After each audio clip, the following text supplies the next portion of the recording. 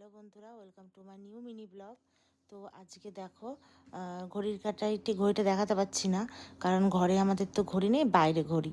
তো ফোনে ওর কাছে, রিতমের কাছে ফোন আছে, রিতমের ফোনটা। তো ঘড়িতে ঠিক বাজে এখন ঠিক 4টে, আর বাইরে বীভৎস গরম পড়েছে। ঠিক আছে, তো আমি তো ঘুমিয়ে পড়েছিলাম। তো আমাকে ডাকছে, ওমা ওমা টাকা দাও। আমি বলছি কিসের জন্য দেবো, আমি তো বুঝতে পারিনি। বলছে মা বাংলা পড়া রয়েছে, 4:30 থেকে টাকা দাও, আমি টোটো করবো, করে পড়তে চলে যাবো। আমি যে ঠিক আছে দাঁড়া, কখন আসবো কোথায় জিজ্ঞেস বললো যে আস্তে আস্তে সে 6:30 বা 6:45 বাজবে, আবার 7টা থেকে স্যার আসবে, সায়েন্স স্যার। আমি বললাম ও আচ্ছা আচ্ছা। দিয়ে আমি বললাম ব্যাগে আছে যে আর টাকা নেই, দিয়ে আবার টাকা নিল। নিয়ে আমি বললাম যে ক টাকা নিয়েছিস, দিয়ে দেখো হাসছে।